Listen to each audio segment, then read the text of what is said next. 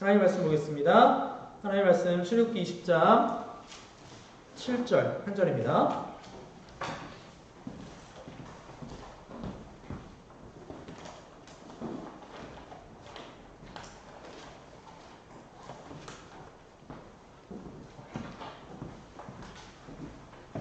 출애굽기 20장 7절 매우 짧음으로 같이 한 목소리로 천천히 여러분 우리 성경 읽을 때 굳이 빨리 읽지 마세요. 천천히 의미 묵상하면서 좀 읽었으면 좋겠습니다. 출애굽기 20장 7절 말씀 우리 한 목소리로 같이 읽겠습니다. 시작. 너는 내 하나님 여호와의 이름을 망령되게 부르지 말라. 여호와는 그의 이름을 망령되게 부르는 자를 죄 없다 하지 아니하리라. 아멘. 자, 여러분 우리 계속 십계명을 살펴보고 있습니다. 해결 교훈들 중에서 십계명을 살펴보고 있어요. 우리 속담 중에 그런 속담이 있습니다. 로마에 가면 뭘 따르라 그러죠?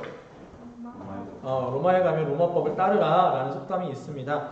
제 얘기를 왜 하냐면 여러분 신자라면 우리 신자가 따라야 할 법이 있기 때문에 그래요.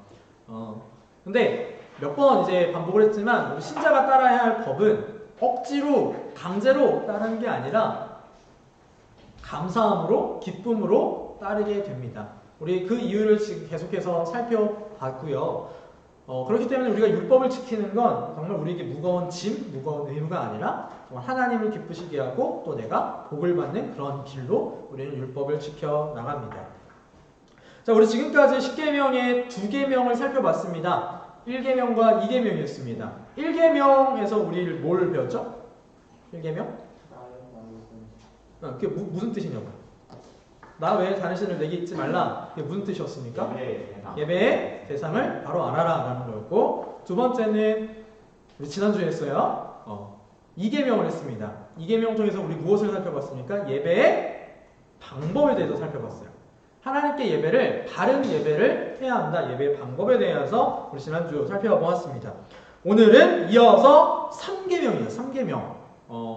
이 3계명은 예배의 태도에 대한 말씀이고, 더 나아가서는, 더 넓게는 하나님을 섬기며 살아가는 우리의 태도에 대한 하나님의 말씀입니다. 오늘 이 3계명을 통하여서 우리가 어떤 태도로 하나님을 예배해야 하며, 또 조금 더 세밀하게 우리는 어떤 태도로 하나님을 우리 삶 가운데서 섬겨야 할지를 살펴보도록 하겠습니다. 그래서 오늘 이 시간 읽은 이 본문 말씀과 하이델베르크 요리문답 99문 100문, 여러분 우리 벌써 100문답까지 왔습니다. 99, 100문 두 문답을 통하여서 하나님을 향한 태도라는 제목으로 하나님의 말씀을 증거하도록 하겠습니다. 여러분, 사람은요 누군가를 대할 때 태도가 있어요. 그죠? 윗사람을 대할 때도 그렇고 아랫사람을 대할 때도 그렇고 심지어는 동물을 대할 때도 태도가 다 다릅니다. 그럼 우리가 어떻게 하나님을 대해야 하는가? 하나님을 향해서 우리는 어떤 태도를 취해야 하는가? 그 말씀이 오늘 3계명이 우리에게 주시는 교훈입니다. 자, 우리 본문 7절을 보면 제 3계명서에서 하나님이 이렇게 말씀하시죠. 같이 한번 읽었지만 다시 한번 같이 읽어봅시다. 자, 의미 생각하면서 7절 시작. 너는 내 하나님 여호와의 이름을 망령되게 부르지 말라. 여호와는 그의 이름을 망령되게 부르는 자를 죄 없다 하지 아니하리라. 하나님께서는 당신의 이름을 망령되게 부르는 그 사람을 죄 없다고 하지 않으신다고 했어요. 바꿔 말해봅시다. 하나님께서는 당신의 이름을 망령되게 부르는 사람을 반드시 죄라고 말씀하실 거예요. 자, 근데 여기서 좀 애매한 단어 하나만 보고 넘어가겠습니다. 자, 우리 청년부에서 국어를 제일 잘한다. 손 추천받습니다. 네. 이제가 망령되게 무슨 뜻입니까? 무료? 자, 망령되게 뜻 아는 사람 혹시? 우리 교회에서 어렸을 때부터 십계명을 배우면서 이 망령되게라는 말 되게 많이 들었어요. 그죠? 엄청 들었습니다. 뜻 아시는 분? 있을까요? 성주 씨 혹시 망령되게 뜻 아세요? 하나님 욕되게 부르는 거. 하나님 욕되게 부르는 거. 뭐 되게? 하나님 욕되게 부르는 거. 욕되게? 네. 그 뜻도 포함되어 있긴 해요. 자, 그런데 이 망령되다라는 말은 좀 1차원적으로 표현하면 헛되게, 함부로 이루어집니다. 이 히브리어를 보면 라사웨라는 단어를 사용하는데 이 단어의 의미가 뭐냐면 거짓을 위하여, 범죄를 위하여 라는 거예요. 그러니까 3계명을 좀 쉽게 표현하자면 하나님의 이름을 잘못 사용하지 말아라 라는 하나님의 명령인 것입니다. 즉 하나님께서는 당신의 이름을 사람이 거짓이나 범죄에 나아가 함부로 사용하는 것을, 잘못 사용하는 것을 반드시 죄라고 말씀하시겠다라는 거예요. 자, 그 부분이 하이델베르크 요리문답 99문답에 잘 나타나 있습니다. 자, 우리 하이델베르크 요리문답 99문답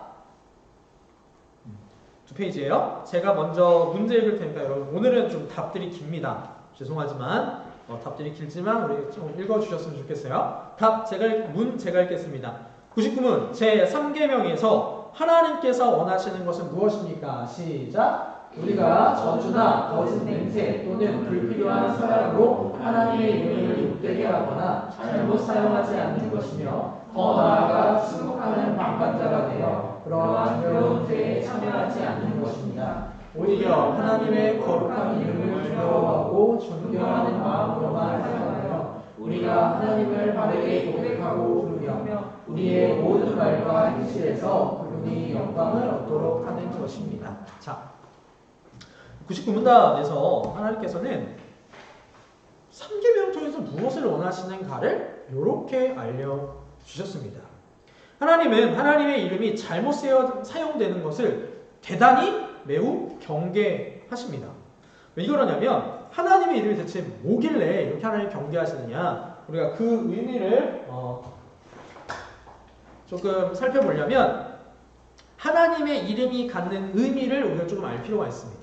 자, 여러분, 우리한테 이름은 어떤 의미예요? 이름은 보통 호칭이죠. 호칭이죠. 제가 지은이를 부를 때 지은아 라고 부르는 것과 저기요 라고 부르는 건 좀 다르죠. 제가 민혁이를 부를 때 민혁아라고 부르는 것과 어이라고 부르는 건 다릅니다. 그죠? 그런데 구약 성경에서는요, 특별히 히브리사에서는 이 이름이라는 게 되게 중요한 의미를 갖고 있어요. 크게 네 가지 의미를 갖고 있습니다. 첫 번째는 뭐냐면 속성입니다. 속성. 그 이름에는 그 사람의 속성이 포함돼요. 두 번째로 그 자신을 나타내기도 합니다.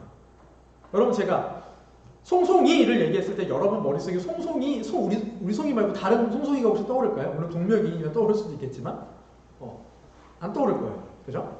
또 하나님의 뜻 혹은 하나님의 명령이라는 말이 이 하나님이라는 여호와라는 이름에 포함됩니다.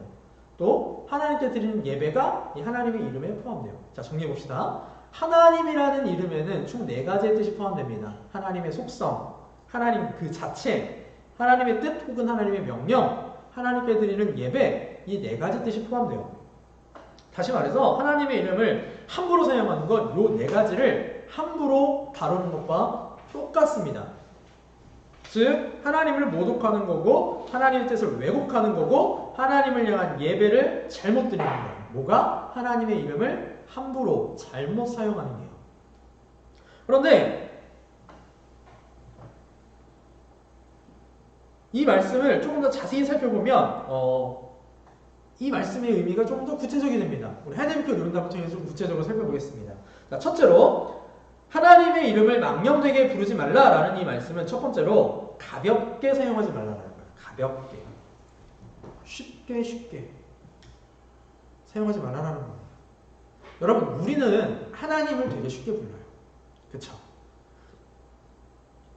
우리 어른들 중에 기도하실 때 보면 제가 전에 교회에 있을 때 한 구역장님께서는 기도를 문장을 시작할 때마다 하나님으로 문장을 시작해서 하나님으로 끝나셨습니다. 대충 어떤 느낌이냐면 이런 느낌이에요.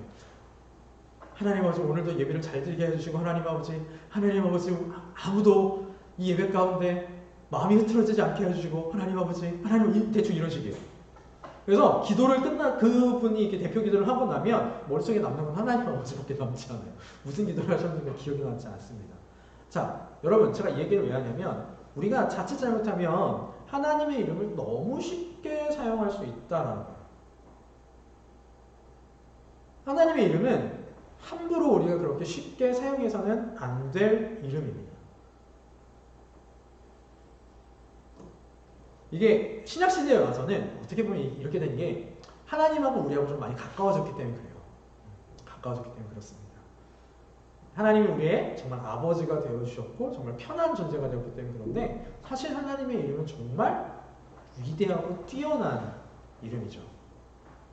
우리 옛날에 조선시대 때 보면 왕의 이름을 함부로 못 불렀잖아요. 그것처럼 하나님은 그런 이름입니다. 그래서 우리 일상생활 가운데 하나님을 라는 이 단어를 여호와라는 단어를 그냥 쉽게 아무렇게나 아무 데에서나 사용하면 안 돼요. 그래서 영어 표현 중에 정말 하나님의 이름을 가볍게 사용하는 영어 표현이 하나 있죠. 뭘까요? 오마이갓. 그렇죠. 그거. 또 안 그러면 갑자기 좀 전쟁 영화 보면 갑자기 전투하고서 옆에 가서 포탄 딱 떨어지면 병사가 뭐라고 해요? 오 지저스 크라이스트 말이잖아요. 그런 거. 그런 식으로 함부로 가볍게 우리는 우리 일상생활에서 사용해서는 안 됩니다. 두 번째로 거짓되게 사용하지 말라는 거예요. 하나님의 이름을 명분으로 사용하면 안 됩니다. 자, 무슨 소리냐? 부당한 맹세, 위증에 하나님을 감히 사용하면 안 돼요. 여러분, 하나님께서는 공의의 하나님이십니다. 그 누구보다도 정의로우신 분이고 진실하신 분이고 선하신 분입니다. 근데 이분을 우리가 우리의 이득을 위한 부당한 맹세나 이익을 위하여서 위증을 하는 데 사용을 한다? 어떻게 되는 겁니까? 어마어마한 거죠. 근데 여러분 이게요 정말 저는 이 죄가 그렇게 짓기 쉬운 죄라고 생각은 안 했는데 살다 보니까 이 죄가 짓기 쉬운 어려운 죄가 아니구나 라는 생각이 들었어요. 제가 아는 어떤 한 분이 있습니다. 직업은 목사예요. 그런데 제 말 뉘앙스에서 제가 그 사람을 어떻게 생각하는지 대충 감이 오시죠? 직업은 목사입니다. 근데 이 사람이 국적이 미국 국적이에요. 어렸을 때 이민을 가서 미국 국적을 취득을 했습니다. 그래서 주민등록증이 없고 뭐가 있냐면 외국인 등록증 있죠. 그걸 가지고 다녀요. 근데 이분이 경찰서에 조사를 받으러 갈 일이 생겼어요. 되게 안 좋은 일로 경찰서에 조사를 받으러 갔는데 거기서 이런 말을 했대요. 저도 들은 거라서 팩트체크는 저도 확실하게는 잘 못했지만 충분히 맞아요. 그래갖고 벌금 선고 받았거든. 뭐라 그랬냐면 경찰이 조사를 할 때 미국 사람이잖아요. 조회보면 어차피 신원은 미국인으로 뜨잖아요. 목사인데 저 미국 사람이랑 한국말 잘할 줄 모릅니다. 이렇게 얘기했어요. 설교가 유튜브에 올라가는데 경찰관이 어이가 없어서 교회 이름 쳐서 들어가 봤더니 설교를 40분 넘도록 한국말로 잘할까요? 못할까요? 겁나 잘하는 거예요. 그리고 실제로 법정에서도 하나님을 팔면서 자신의 속마음과는 다른 증언을 하는 것까지 들었어요. 여러분, 목사라는 직분을 가진 사람이 하물며 이럴진데 우리 같은 일반 평신도들은 더 짓기 쉬울 겁니다. 그래서 여러분 하나님의 이름을 우리의 이득을 위하여서 거짓적으로 사용하면 안 됩니다. 세 번째는 아까 성주 씨가 얘기한 거예요. 욕되게 사용해서는 안 돼요. 하나님의 이름으로 저주하시면 안 됩니다. 네. 또 신성 모독하는 데 하나님의 이름을 사용해서는 안 돼요. 네 번째로 죄송해요. 종합해 보면 우리 하나님의 이름을 사용할 때 거짓 맹세도 하지 말고 하나님을 존귀하지 않을 일에 하나님의 이름을 거명하지 말라는 것이 여호와의 이름을 망령되게 부르지 말라라는 말씀의 의미인 거죠. 그러니까 우리는 참 하나님의 이 이름을 하나님을 정말 소중하게 다뤄야 합니다. 소중하게 또 귀하게 다뤄야 하는 것이죠. 그런데 이 말씀에는요 숨겨진 의미가 하나가 있습니다. 자, 어떤 의미냐면 이 말씀을 한번 뒤집어 생각해 보면 뒤집어서. 자, 오늘 하나님께서 우리에게 직접 맞추신 말씀은 뭐냐면 여호와의 이름을 망령되게 부르지 말라라는 게 우리에게 직접적으로 주신 말씀이에요. 자, 그럼 이걸 뒤집어 보면 하나님의 숨겨진 의미를 알 수 있습니다. 자, 이걸 위해서 1계명과 2계명을 한번 사용해 봅시다. 자, 여러분 1계명 어떤 계명이었습니까? 너는 나 외에 다른 신을 내게 두지 말라 라는 계명이었죠. 그 계명의 숨겨진 의미가 뭐였어요? 다른 신 두지 말고 오직 나만 너희 가까이 두고 나만 예배해라 라는 것이었어요. 2계명 뭐예요? 우상 만들지 말아라. 우상의 형상 만들지 말아라.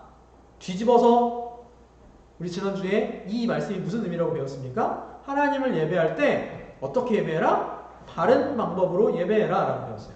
자, 그러면 오늘 3계명도 한번 뒤집어 봅시다. 3계명 뭡니까? 여호와 이름을 망령되게 부르지 말라? 그러니까 여호와 이름을 함부로 헛되게 욕되게 부르지 말아라? 뒤집어서 사용해 바꿔봅시다. 자, 무슨 의미일까요? 뒤집어서 보면 무슨 의미겠습니까? 여러분 답은 제가 드렸어요. 답은 드렸습니다.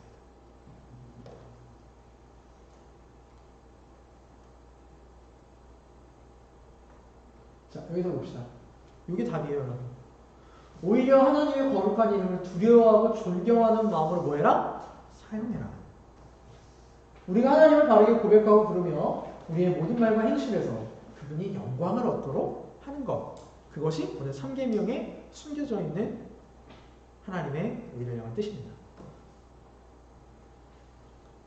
하나님의 이름을 우리의 삶 가운데서 엄숙하게 또 신앙적으로 또 존귀하게 사용하고 우리의 대화 속에서 하나님의 위엄에 어울리는 경우가 아니면 하나님이나 또 하나님의 역사하심이나 그런 걸 또 언급하지도 말아야 합니다. 3계명의 목적은 우리 모두 하나님께 공적으로 그리고 사적으로 그의 이름을 고백하고 찬송하는 직접적인 외형적 예배를 드리는 데 있어요. 즉 3계명은요 예배하고 연결됩니다.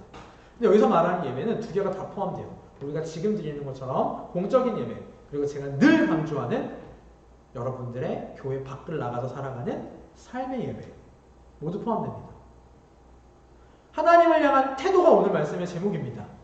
우리는 하나님을 예배할 때 어떤 태도로 예배해야 될까요? 지금까지 본 대로 하나님을 존귀하게 여기면서 귀하게 여기면서 예배해야 합니다. 조금 어려운 말을 쓸게요. 하나님을 경외하면서 예배해요. 우리의 삶에서도 마찬가지예요. 우리의 삶은 하나님을 존귀하게 또 하나님을 경외하며 하나님께 영광 돌리는 삶을 살아가라 라는 것이 3계명이 오늘 우리에게 주시는 말씀입니다. 자, 그러면 하나님의 이름을 어떻게 하면 정당하고 존귀하게 사용할 수 있는가? 6가지만 조금 살펴보도록 할게요. 이 6가지는 제가 적은 건 아니고 하이델베르크 유림답을 적은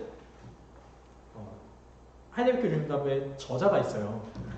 당연히 이게 하나님 갑자기 계시를 주신 건 아니기 때문에 저자가 있겠죠. 그 사람이 오리시누스 자카리아스라는 사람인데 그 사람이 이제 해설서에서 적은 내용입니다. 자, 총 6가지를 이렇게 말합니다. 첫 번째로 하나님의 이름을 정당하고 존귀하게 사용하는 법. 첫째, 하나님의 본질과 뜻과 역사하심에 관한 참된 도리를 전파하라. 즉, 우리는 하나님의 이름을 하나님의 본질, 하나님의 뜻, 하나님의 역사하심에 관한 복음을 전파하는 데만 사용한다. 전파하는 데 사용한다. 엉뚱한 데 사용하는 게 아니에요. 엉뚱한 데 사용하지 말고 하나님이 어떤 분이신지 이야기할 때, 우리를 향한 하나님의 뜻이 어떤 것인지 이야기할 때, 하나님이 우리를 위하여서 어떤 일들을 하셨는지 그 하나님의 역사하심에 대하여 이야기할 때 그때 하나님의 이름을 사용하는 겁니다. 이게 하나님의 이름을 정당하고 존귀하게 사용하는 첫 번째 방법이에요. 두 번째 방법은 뭐냐면 하나님께 찬송하면서 영광 돌리는 겁니다. 여러분 찬송은 좋은 거죠. 되게 좋은 거죠. 저도 찬송하는 거 정말 좋아합니다. 근데 찬송은요, 퀴즈. 찬송은 노래다. OX.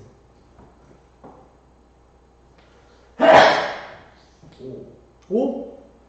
반대 의견 있습니까? 그럼 찬송은 노래 맞아요. 찬양은 노래다. OX. X? 여러분 찬양이랑 찬송은 사실 거의 비슷한 개념인데 조금 다른 게 뭐냐면 찬송은 노래에 대한 개념이 강하고요. 찬양은 전반적이에요. 자 여러분 보세요. 우리 청년부 중에 몰라 우리 청년부 중에 그런 사람이 있는지 모르겠는데 내가 노래를 좀 잘 못한다 하는 사람이 있죠. 있을 수 있죠. 그럼 그 사람은 노래로 하나님께 영광 돌리기가 쉬울까요? 뭐 할 수는 있겠지만 근데 그 사람이 노래를 못하는 대신에 피아노 연주를 기가 막히게 잘해요. 자, 그래 이렇게 소희는 우리 청년부 시간에 찬양하는 거야 안 하는 거야? 하면 본인 어떻게 생각하십니까? 하시는 거예요? 하는 거예요. 뭘로? 악기로. 또 하은이가 우리 다음 주부터는 다시 주보 제작을 할 건데 하은이가 이제 그거 유학하잖아요. 유학함으로 하나님께 영광 돌릴 수 있어요. 글로도 영광 돌릴 수 있습니다. 사진으로도 그림으로도 하나님께 얼마든지 영광 돌릴 수 있어요. 하은이 안 적었니 혹시?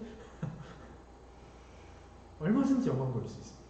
즉 우리가 하나님을 사용할 때 우리의 삶의 전반적인 부분에서 내가 할 수 있는 한 하나님께 영광 돌리는 부분이라면 우리는 하나님의 이름을 정당하고 존귀하게 사용할 수 있습니다.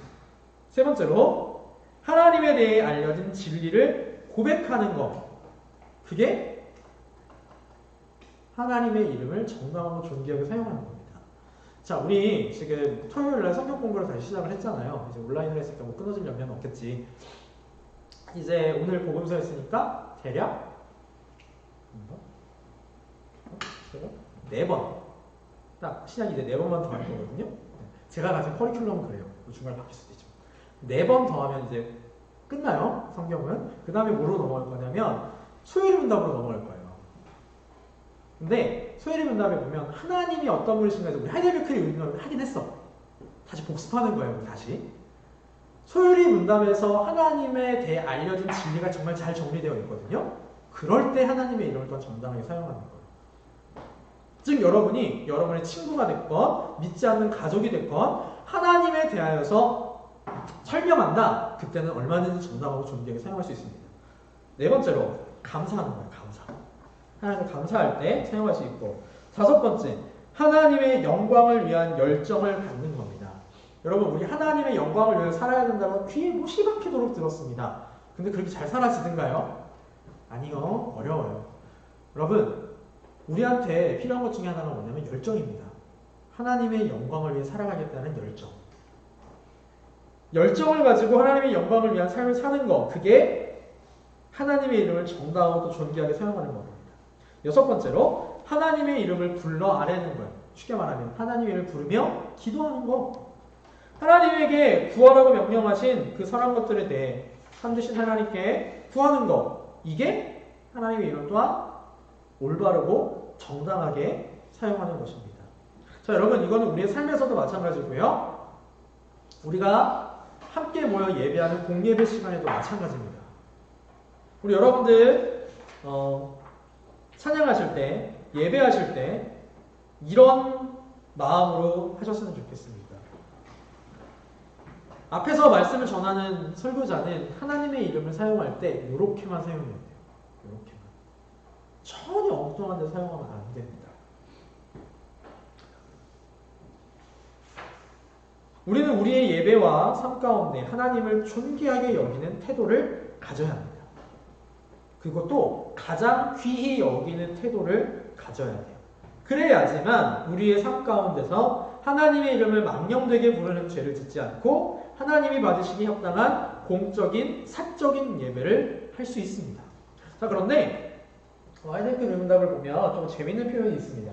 우리 맨 마지막 세 줄 한번 다시 한번 읽어볼까요? 맨 마지막 세 줄 같이 읽어봅시다. 시작. 더 나아가 침묵하는 방관자가 되어 그러한 두려운 죄에 참여하지 않는 것입니다. 여러분 하이델베르크 의문답이요 원래 독일어거든요. 그래서 번역본이 많아요. 저는 그 중에서 이제 하나의 번역본을 조금 좀 직역한 번역본을 사용을 하는데 저기 보면 되게 애매한 말이 나와요. 더 나아가 침묵하는 방관자가 되어 그러한 두려운 죄에 참여하지 않는 것입니다. 현준아 해석 한번 해볼까? 설명 한번 해볼까요?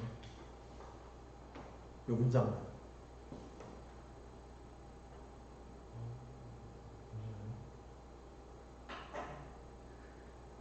다른 사람 이제 잘못 사용되는 것도 있을 때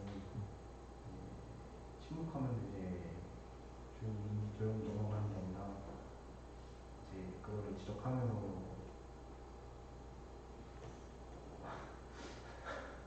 어렵죠. 좀 말 되게 좀 애매하죠. 지은아, 이게 무슨 말일까? 동조하지 말아라. 네, 맞습니다. 사실은 1번 뜻은 지은이가 맞았고 2번 뜻은 현준이가 맞았어요. 자, 1번 뜻이라는 건 드러난 거, 2번 뜻은 드러나지 않은 거예요. 여러분, 자, 이건 무슨 뜻이냐면 침묵하는 방관자가 되어라. 앞에 있는 저런 죄들 있죠? 저런데 하나님의 이름을 사용할 바에는 침묵하라는 거예요. 침묵하라. 그리고 저러한 죄를 지으면 동조하지 말라라는 거예요. 동조하지 말라. 또 동조하지 말 뿐만 아니라 우리 한 걸음 더 나아가서 뭐까지도 필요하냐면 그걸 지적할 수도 있어야 돼요. 일단은 우리는 하나님의 이름을 헛되이 사용하고 모독하게 되는 일이 발생한다면 먼저는 그것으로부터 철저하게 분리돼야 돼요. 거기 동조되면 안 됩니다. 왜냐하면 하나님은 그거에 대해서 분명히 죄라고 부르신다는 거예요. 하나님은 우리가 하나님의 이름을 망령되게 행하는 일에 최선을 다해 피하지 않을 경우에도 우리에게 죄가 있다라고 말씀하셨어요. 그게 백문답이 있습니다. 그래서 백문, 아까 백문까지 오는데 좀 오래 걸렸어요. 자, 백문 제가 읽겠습니다. 여러분 답 읽어주세요. 답은 다음 페이지에 있습니다. 맹세나 저주로 하나님의 이름을 욕되게 하는 것은 그들이 할 수 있는 대로 그러한 죄를 막거나 금하지 못한 사람들에게까지 하나님께서 진노하신 정도로 중대한 죄이니까 시작! 진실로 그렇습니다. 하나님의 이름을 욕되게 하는 것보다 더 크고 하나님을 진노케 하는 죄는 없습니다. 따라서 하나님께서는 이 죄를 사형으로 벌하라 명하셨습니다. 여러분, 3계명이 우리 십계명에 있어서는요 되게 훅훅 넘어가는 계명이거든요. 그래서 여러분 지금까지 3계명에 대해서 진지하게 묵상하고 고민해 본 적 있어요? 뭐 안식일 계명에 대해서는 그럴 수 있지. 안식일 계명에 대해서. 우상을 만지지 말라는 것은 그럴 수도 있어요. 사실 10계명 10가지 계명 중에 우리가 제일 생각을 안 해보는 계명이 3계명입니다. 근데 3계명에 대해서 뭐라고 말씀하냐면 하나님의 이름을 욕되게 하는 것보다, 즉 3계명을 어기는 것보다 더 크고 하나님을 진노케 하는 죄가 없대. 그렇기 때문에 그거 방관하고 있는 거, 그런 죄를 막거나 금하지 못한 사람들에게까지 하나님께서는 노하신다는 거예요. 사랑하는 남성경 여러분, 우리는 하나님에 대해서 바르게 증거해야 됩니다. 바르게 증거하는 게 제3계명을 온전히 지키는 거고 그게 하나님을 향한 올바른 태도예요.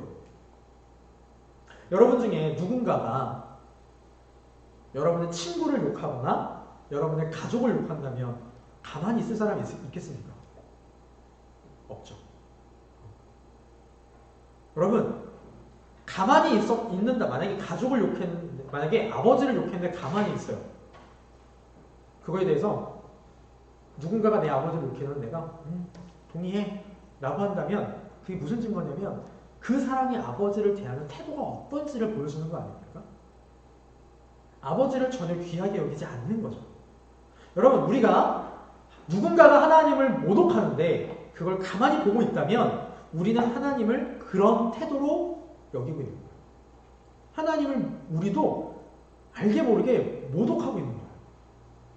하나님에 대한 태도가 분명히 잘못되어 있다는 것이죠. 제가 옛날에 이런 얘기 한번 우리 예배 시간이었나? 아니면 사적인 청년분들 얘기할 때 그랬나? 제가 저희 교수님 중에 한 명 되게 좋아하는 교수님 있다고 얘기한 적이 있을 거예요. 그러니까 내가 소희한테 얘기한 적이 있을 것 같은데, 그치? 제 교수님 중에 한 분이 제 대학교 지도 교수님인데 제가 무슨 짓을 해도 A 불러주셨어요. 너무 좋다. 진짜 무슨 짓을 해도 A 불러주셨어요. 어떤 짓거리를 했냐면 두 가지 짓거리를 했거든. 첫 번째는 저희 2학년 2학기였나? 2학년 2학기 때 어떤 수업이 있었냐면 비교종교학이라는 수업이 있어요. 각 종교를 이렇게 배우는 거예요. 근데 교수님이 1차 과제를 뭘 내주셨냐면 우리 교수님이 쓰신 책인데 거기 안에 보면 도덕경, 논어, 맹자 이런 걸 한자로 그대로 다 써서 옆에다가 뜻을 풀어놓으신 게 있어요. 그거를 다 써오래요. 근데 그걸 쓰는데 너무 하기가 그냥 한자 진짜 싫어하거든요. 너무 하기가 싫어요. 그래서 참 미루고 결국에 기한 내에 못 냈어. 그래서 중간고사까지 내는 거였거든요. 중간고사가 끝나고 제가 그걸 언제 냈냐면 한 달 있다가 냈어요. 교수님께서 분명히 뭐라고 하셨냐면 이거 기한 내에 못 내면 분명히 나 점수 깐다라고 얘기를 하셨어요. 근데 내가 며칠을 늦게 냈어? 한 달을 늦게 냈어요. 근데 강의실로 드리기는 창피해가지고 교수님 사무실에 교수님 방에 제가 자주 가거든요. 교수님은 쫄래쫄래 들어가가지고 교수님 죄송합니다. 제가 좀 많이 늦었습니다. 딱 드렸는데 우리 교수님 반응 딱 봤잖아요. 그 한자 노트에다가 쓰거든요. 딱 봐시니 내면 됐어? 던지시는 거예요. 근데 속으로는 야 저렇게 하셔도 또 이번 학기는 A플 물고 한번 갔네. 학기 끝나고 점수 확인을 했죠.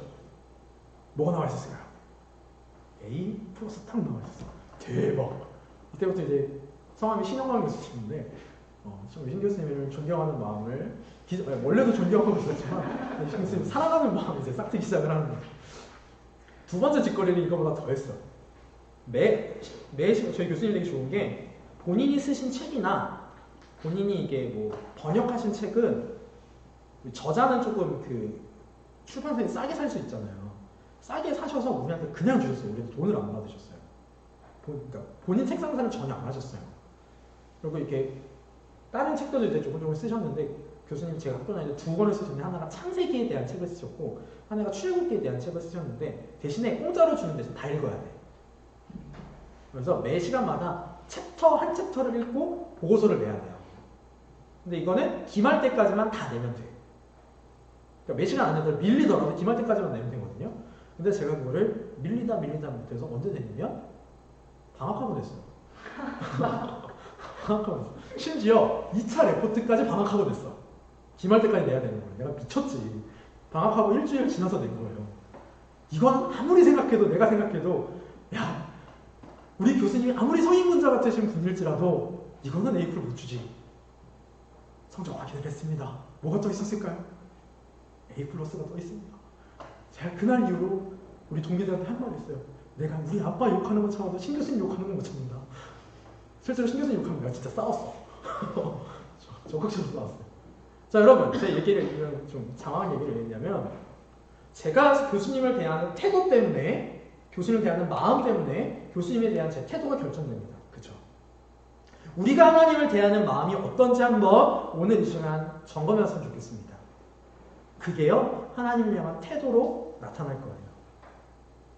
우리가 정말 하나님을 존귀한 분으로 여기는지 가장 위대하신 분으로 여기는지 우리의 예배를 받기 합당하신 분으로 여기는지 한번 점검해 보셨으면 좋겠습니다. 예배 시간에도 마찬가지고 우리의 삶에서도 마찬가지고 결론적으로 말하면 하나님이 정말 우리 삶의 주인 되시는지 내가 하나님을 나의 주인으로 여기고 있는지 그 태도를 한번 생각해 보셨으면 좋겠어요. 여러분 그 마음이 결정되면 하나님을 향한 우리의 태도는 자연스럽게 여호와의 이름을 감히 망령되게 부르지 않을 겁니다. 오히려 정당하고 존귀하게 우리 예배 가운데 또한 삶 가운데 살 겁니다. 여러분 우리가 하나님을 그렇게 존귀하게 여기잖아요. 그러면 하나님께서도 우리를 존귀하게 여겨주실 거예요. 물론 하나님의 눈에는 우리는 언제나 존귀한 사람입니다. 여러분 부모님한테 물어보세요. 여러분이 말썽 피울지라도 여러분 부모님한테 여러분은 귀한 사람이에요. 저는 아직까지 자식이 없어요. 그죠? 아직 태어나지 않았어요. 근데 저한테 자식 태어나잖아요. 그럼 걔가 무슨 짓을 해도 걔는 나한테 목숨보다 귀한 존재죠. 집에 가서 어머니 아버지한테 여러분 좀 그래. 쥐락결하면 그렇게 시켰을 것 같아. 집에 가서 엄마 아빠한테 온 세상하고 나를 바꿀 수 있냐고 물어봐. 여러분이 그런 말 하기엔 좀 되게 우리 막 간지럽고 막 그럴 나이 때잖아요. 손발 오그라들고 막 그런 나이 때잖아요. 근데 저희 아버지가 저한테 해줬던 얘기가 있어요. 중학교 때였나? 초등학교 때였나? 진짜 세상 무엇과도 너는 바꿀 수 없다고. 여러분 부모님한테도 여러분 그런 존재일 겁니다. 하나님한테도 마찬가지예요. 여러분 세상 그 무엇과도 바꿀 수 없어요. 하나님의 독생자보다 여러분이 더 귀했어요. 그렇죠? 그런데 그 하나님을 우리가 존귀하게 여기면 하나님께서 우리를 귀하게 여기서 우리에게 주시기 위한 은혜와 복을 정말 여러분의 삶에 쏟아 부어 주실 겁니다. 여러분 하나님한테 복 받고 싶잖아요. 은혜 받고 싶잖아요. 방법 간단해요. 뭐 하시면 돼요? 하나님을 향한 태도가 올바르게 됩니다. 하나님을 가장 존귀하게 가장 귀한 분으로 여기시는 우리 청년부 지체들 됐으면 좋겠습니다. 우리 시간 잠깐 함께 통성으로 기도할까요? 하나님, 지금까지 제가 하나님을 참 귀한 분으로 여기지 못한 것 같습니다. 하나님 불쌍히 여겨주시고 용서해 주시고 우리의 삶 가운데 진실로 하나님을 나의 주인이라 나의 가장 귀한 분이라 여기며 살아가게 하여 주시옵소서. 제가 잠시 함께 통성으로 기도하겠습니다.